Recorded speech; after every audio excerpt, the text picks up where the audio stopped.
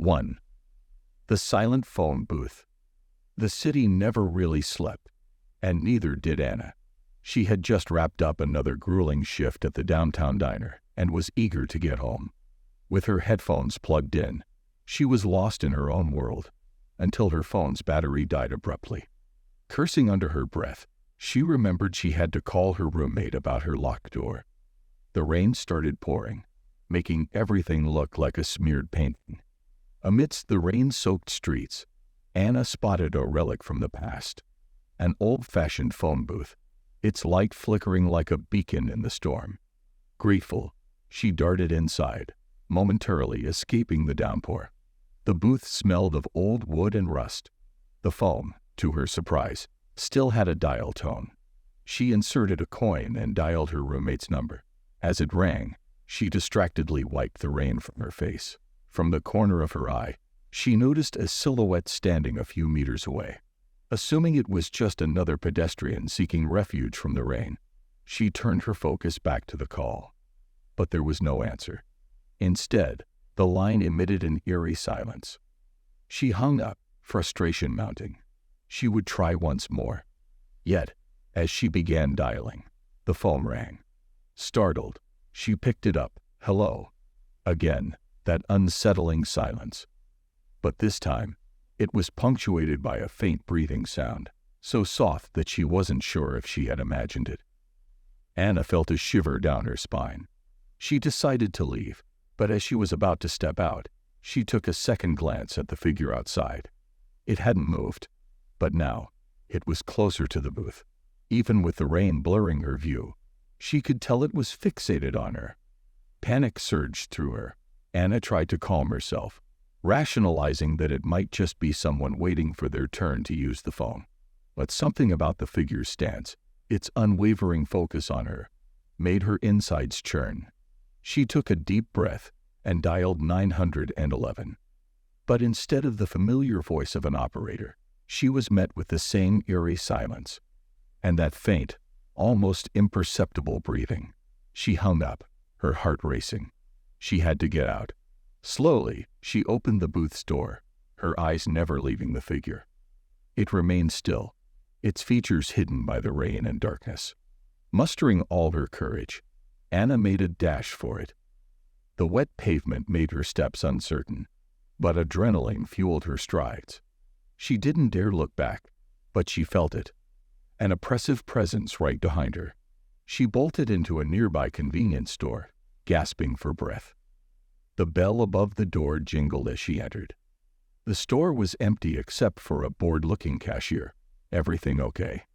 he asked, eyeing her soaked appearance. Anna nodded, hesitating for a moment. There was someone outside the phone booth. I felt like they were watching me. The cashier raised an eyebrow. The phone booth on 5th Street. That's been out of service for years. People say it's haunted, you know. Legend has it that a man was murdered there, and his spirit tries to make calls to the living. Anna's heart sank. All she wanted was to get home. She thanked the cashier, and after ensuring the coast was clear, made her way out. As she reached her apartment, she felt a weight lift off her shoulders. She was safe. She quickly got inside, locking the door behind her. Her phone, now charged, buzzed to life. A missed call notification lit up the screen. The number was unfamiliar, but the last 2 digits sent a chill down her spine. It was the same number of the haunted phone booth. She refused to answer subsequent calls from that number, but every time it rained, her phone would light up with that haunting reminder. 2.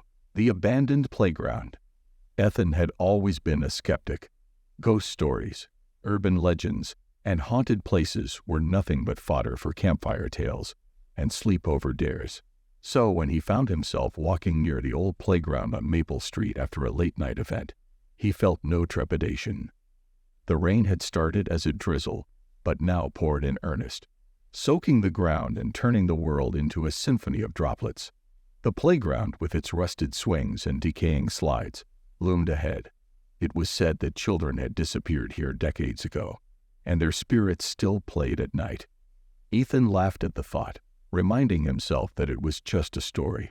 But as he entered the playground, He couldn't help but notice the swings moving gently. There was no wind. He rationalized it as residual motion. Maybe some kids had been there earlier. Continuing on his path, he suddenly froze. Faint laughter echoed through the rain. It sounded like children playing, their voices distant but unmistakably joyful. Ethan looked around, trying to find the source, but saw no one. "It's just the rain playing tricks on your ears," he muttered to himself.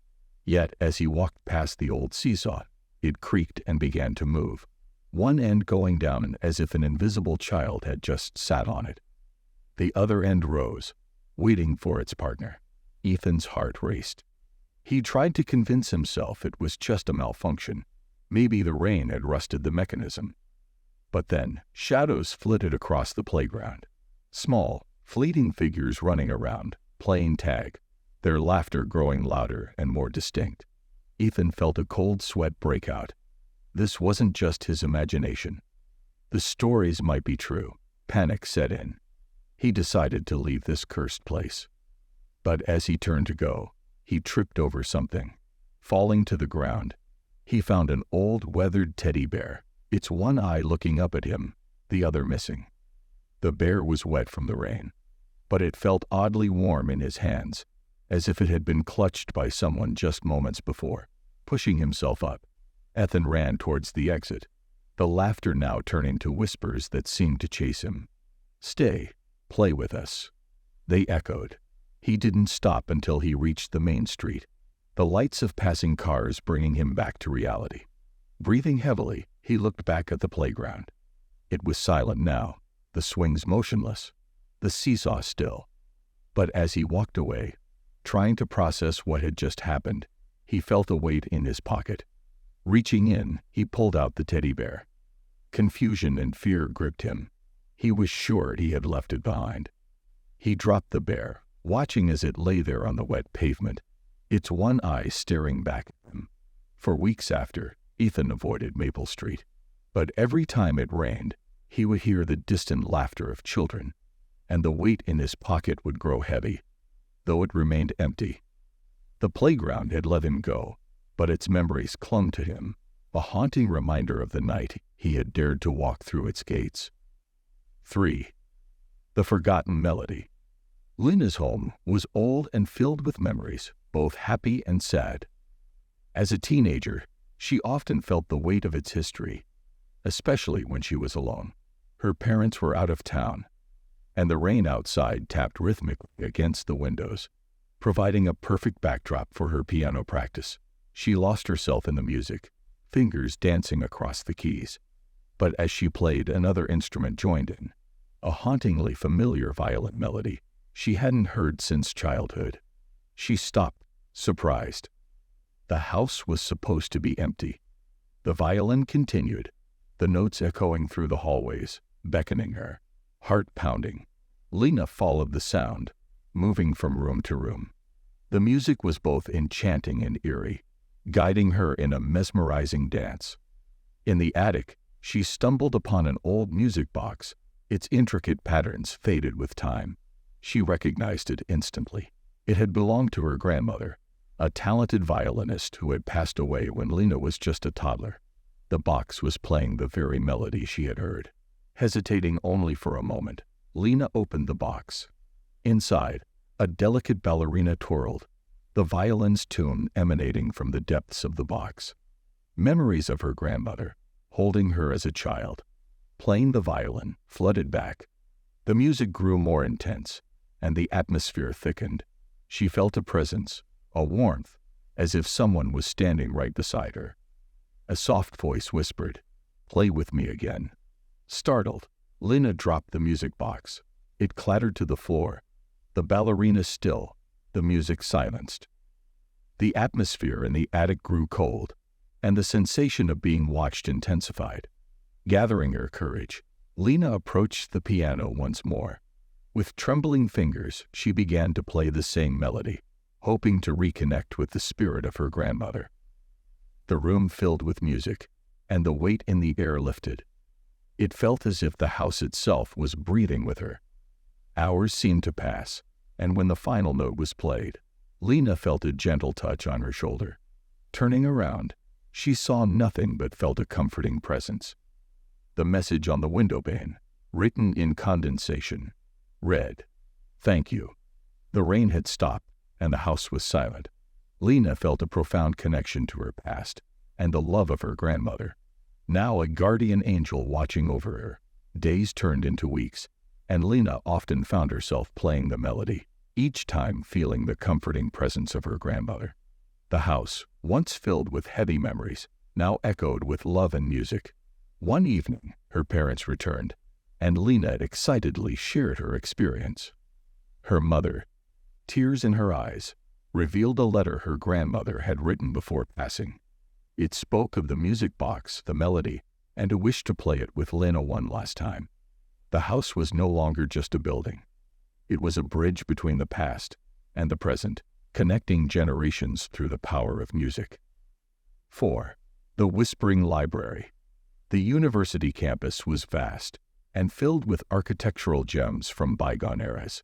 Its most enigmatic structure was an old library, nestled away from the regular footpaths and hidden behind ivy-clad walls. Many students walked past it daily, not realizing the wealth of knowledge and mystery it held.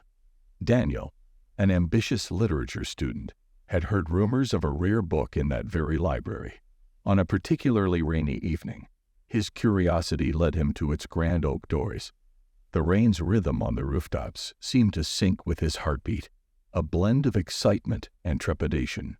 Pushing the door open, he was greeted by a musty scent and an uncanny silence. Dim lamps cast shadows on the towering bookshelves, creating a maze of knowledge. He felt like an intruder in a forgotten world. As he ventured deeper into the library, a soft whisper reached his ears. At first, he thought it was the wind, but as he strained to listen, it became clear that the sound came from the books themselves. They whispered tales of old, of love, war, triumph, and tragedy. Shaken but intrigued, Daniel continued his search. The whispers grew louder, forming coherent sentences, guiding him. "Seek the crimson tome, Pierge." In a secluded corner, he found it. A book bound in deep red leather with intricate gold patterns. Trembling, he opened it. The pages, instead of containing words, held moving images like a silent film, showcasing scenes from centuries past. Each page turned was a dive into a different era, but as he delved deeper into the book, the whispers grew more frantic. "Beware the last chapter," they warned. Ignoring them, Daniel's curiosity got the better of him. He turned to the final pages, and the room grew cold. The images now depicted a grand hall filled with people, their faces contorted in terror. In the center stood a dark figure, its face obscured, drawing the souls of the people into the very book Daniel now held. The final image was the library itself, and a mirror reflection of Daniel looking at the book. Horrified, he tried to shut the tome, but an unseen force held it open.